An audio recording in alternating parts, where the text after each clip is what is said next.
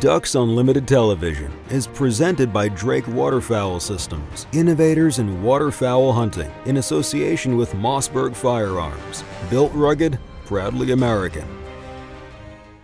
Hello, I'm Ashley Ward. Welcome to another action-packed episode of Ducks Unlimited TV and the conclusion of our adventure with Field Hunnell in Canada. Along the way, we'll find out why some waterfowl species love to feed in dry fields. Sit back, relax. It's time for another episode of DUTV.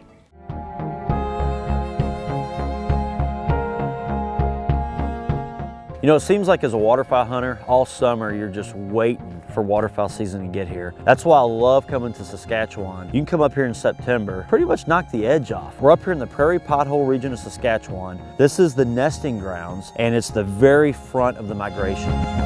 That's awesome, man. It looked like the sky was falling out on us. These geese started circling. You couldn't tell what was decoys and geese. The geese literally filled the decoys so much you couldn't tell what was what.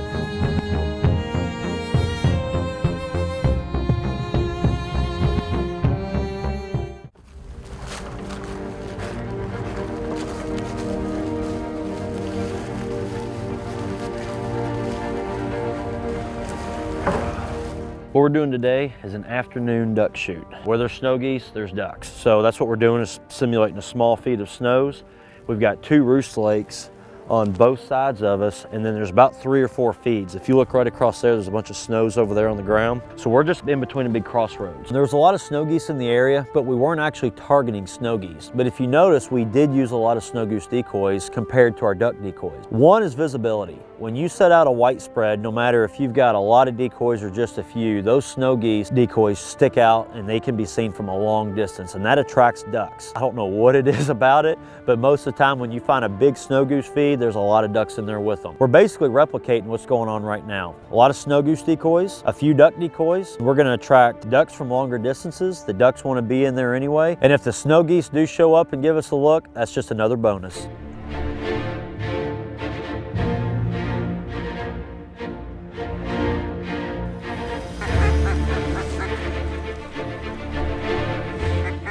Right here on the left.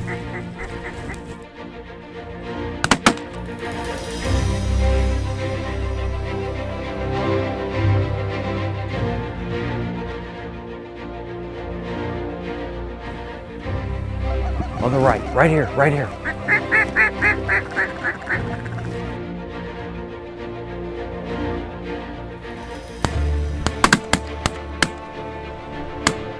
Once we got to the field, the birds were already out feeding. It was just one of those days that they were gonna be active all day long. So we got in the field and immediately we just started busting tail, trying to get the decoy set, get the blinds brushed in so we can start this hunt.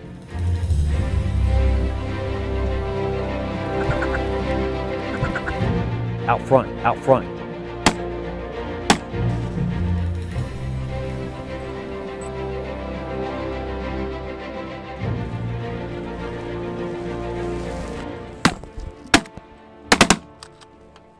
They were coming in quick. Yeah, they were. Ducks were actually feeding a little bit early, so we kicked them out of the field. We're kind of trading around back and forth from different feeds to water. So typically with afternoon field duck hunts, it only gets better the later it gets. So there's a lot of ducks moving around and it should be good.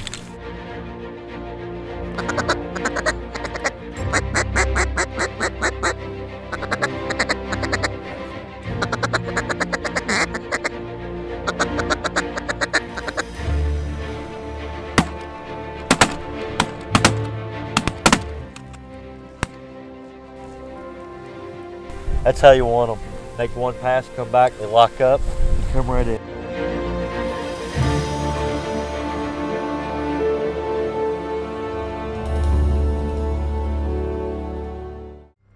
Ducks Unlimited Television, presented by Drake Waterfowl Systems, innovators in waterfowl hunting. Mossy Oak Shadow Grass Blades, the official camo of Ducks Unlimited, and Ducks Unlimited's Rescue Our Wetlands campaign, banding together for waterfowl.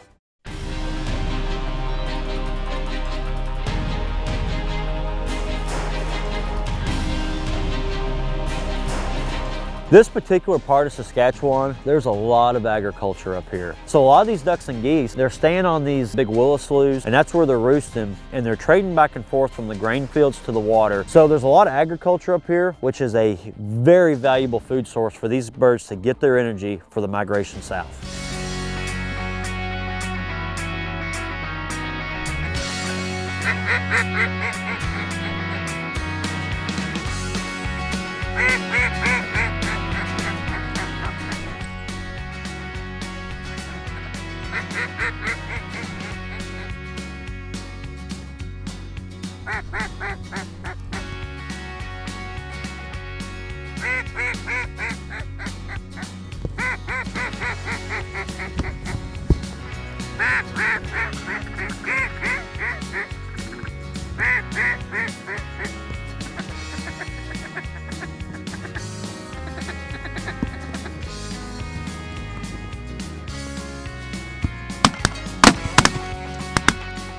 One thing that Buck Paradise offers is afternoon duck hunts if you didn't shoot your ducks in the morning. Grant had some hunters in that had a phenomenal goose shoot, and they were very gracious enough to let me join them. This time of year in Saskatchewan, you cannot hunt Canada geese in the afternoon. You can shoot snow geese in the afternoon, but not Canada geese. And ducks and snow geese is what we were targeting.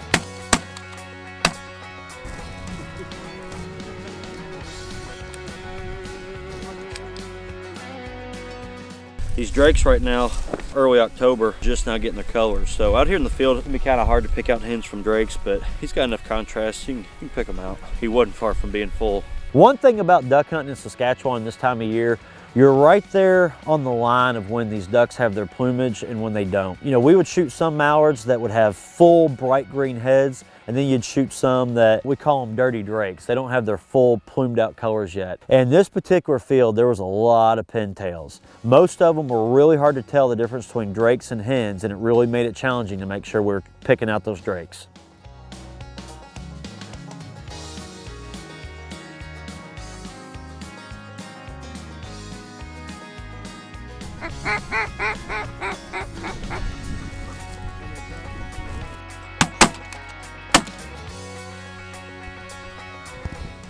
There's a lot of pintails out here. You gotta sort through the pintails and the mallards.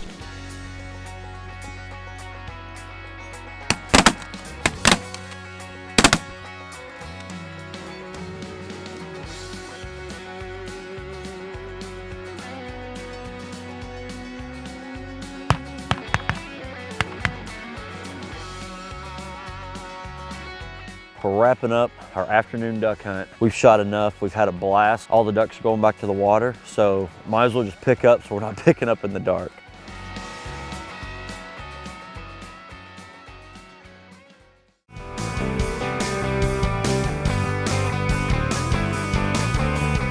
During migration in winter, you often see ducks and geese feeding in dry agricultural fields. They are attracted by waste grains scattered during normal harvesting operations. Corn, barley, wheat, or legumes like peas provide a rich source of energy that can fuel migration and meet increased energy demands during inclement weather. Studies of green-winged teal show that birds feeding in harvested cornfields spend only 20% of their time feeding, while those in coastal marshes spend 33% of their time feeding. That's because most agricultural foods are very high in energy. A little bit goes a long way. Agricultural foods are high in carbohydrates, but birds still need to forage in wetlands for native plant seeds and invertebrates that provide essential proteins and other nutrients. Ducks and geese need different habitat types to meet energy, nutrition, and behavioral requirements throughout the annual cycle. That's why Ducks Unlimited biologists and other waterfowl managers strive to create a complex of habitats that may include agricultural habitats, natural wetlands, moist soil wetlands, scrub shrub wetlands, and forested wetlands. You can find out more about waterfowl and their habitat needs at ducks.org. DU Insights is brought to you by Mossy Oak Properties. Find your favorite place at mossyoakproperties.com. DUTV is powered by Mossberg Firearms, built rugged, proudly American. Mossy Oak Properties, America's land specialist. Kent Cartridge, performance, quality, tradition, biologic, scientifically proven wildlife products. Higdon Outdoors, quality, customer service, innovation. That's Higdon Outdoors. And Purina Pro Plan, nutrition that performs.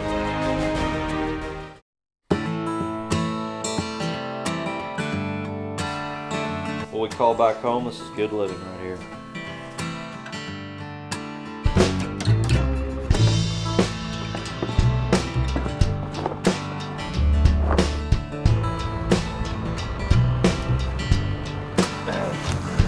This is perfect morning though. We don't have frost, but it's cold. When Barkley was watching this field, all these geese are stacked in these swaths. So once the sun comes up and you see our decoy spread, you'll see how we're setting it up to mimic what the geese were doing. This morning we're hunting a barley and oat field, and the field has been swathed for the cattle. So what they're eventually going to do is release the cattle on this field and just leave the swaths there for the cows to eat throughout the winter. A field like this is a magnet for ducks and geese. There is so much food in this field, and this time of year when these ducks and geese are feeding this hard, this is a field you can't go wrong in. Right up front. Take him, guys. Nice shot. Tika! These geese and ducks have been out here feeding these swaths. We're right up here on this high point. We got water in front of us, water behind us. There are ducks flying around everywhere, and we just got our first goose. So let's hopefully that's setting the tone for the rest of the day.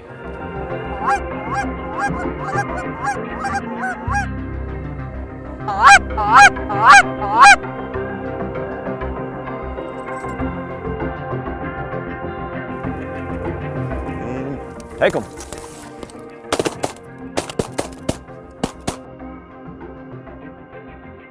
Whoa, look at the geese coming.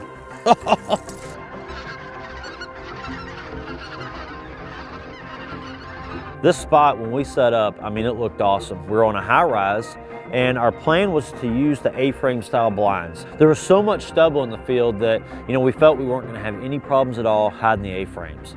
Single, single, single, right up front, right up front. Get ready. Take him. Tika. Bunch of geese on the left.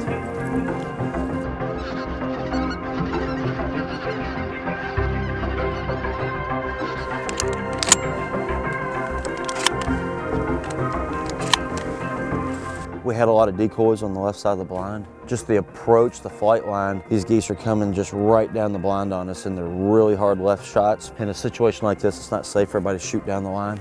So what we did is we picked up a lot of the decoys on the left side, moved them out front, actually stuck them over on the right side. So hopefully when those geese lock up, they're gonna see the biggest concentration of decoys on this far right side and hopefully kind of drift over a bit more.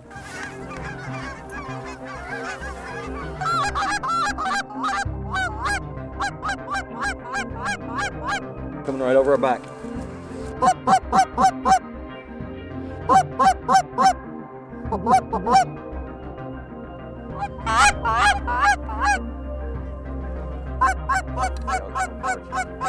Ready? And take them. Oh, no, what a shell! That was cool. That was great. The adjustment worked.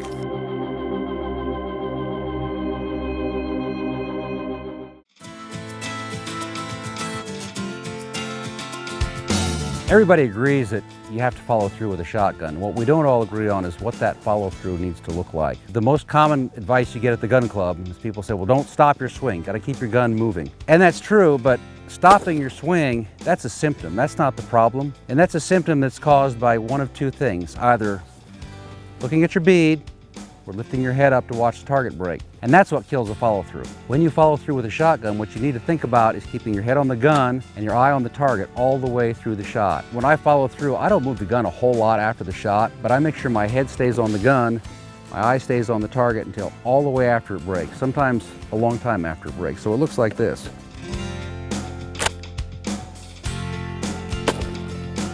I kept my head on the gun, I kept my eye on the bird, I watched it break. Now there's a couple ways you can practice this. Some people will shoot a target and then follow the pieces all the way to the ground with the gun.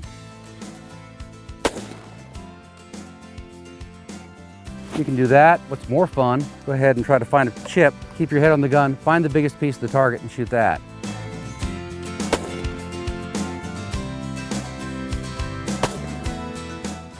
Doesn't really matter if you hit it or not, although it's fun when you do, but that teaches you to keep your head on the gun, your eye on the target, and follow through all the way through the shot. Duck Gun is presented by Mossberg Firearms. Built rugged, proudly American. DUTV is brought to you by Bush Hog, performance you can count on. Drake Waterfowl Systems, innovators in waterfowl hunting. Native Nurseries, hand-selected, hand-grown plants for wildlife. Buck Gardner Calls, champion of champions, with closed captioning provided by Mossy Oak Shadow Grass Blades, the official camo of Ducks Unlimited.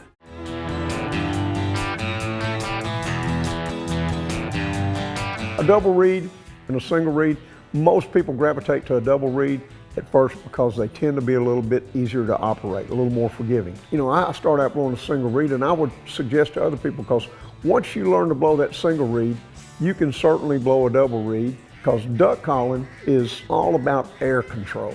It's not how hard you can blow or how long you can blow or how loud you can blow. It's about air control and making that duck call do the sounds that you want it to do to imitate a duck. Learn how to blow that duck call and control your air. And once you do, you can go back to your double reed and you'll be a better double reed caller. But once you learn to blow a single reed the way you want to blow it, it'll be the call you hang with from then on pretty much. Duck Tactics has been presented by Buck Gardner Calls, champion of champions.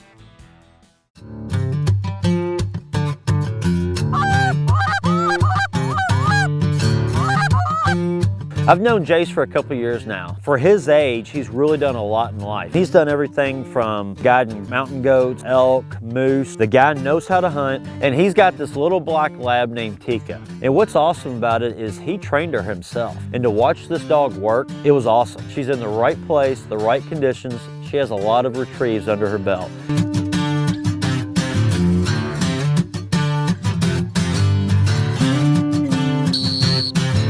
Over.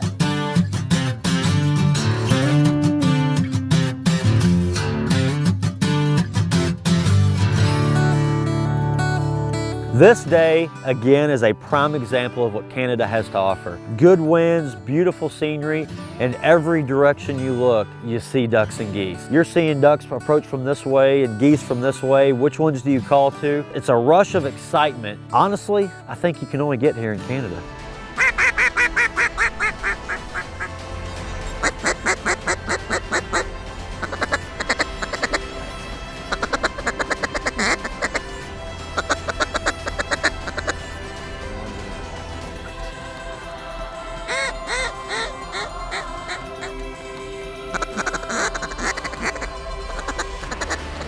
All right, take them.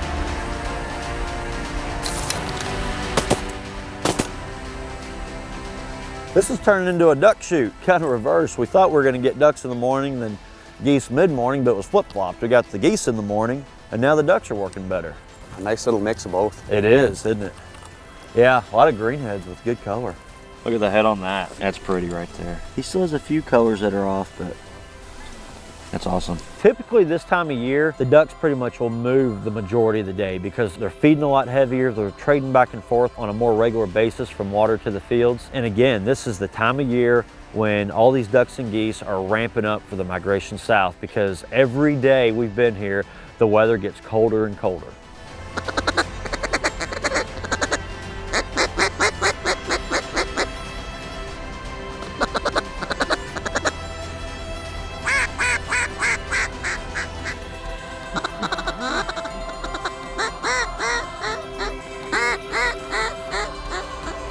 Right up front.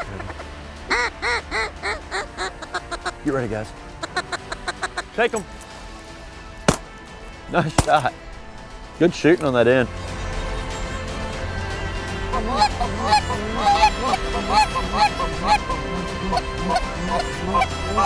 They're low, coming.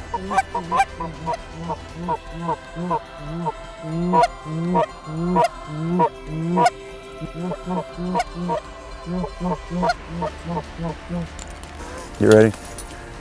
Get ready and take the two.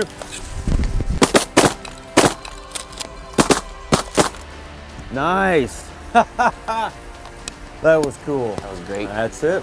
That was great. Another great hunt in Saskatchewan.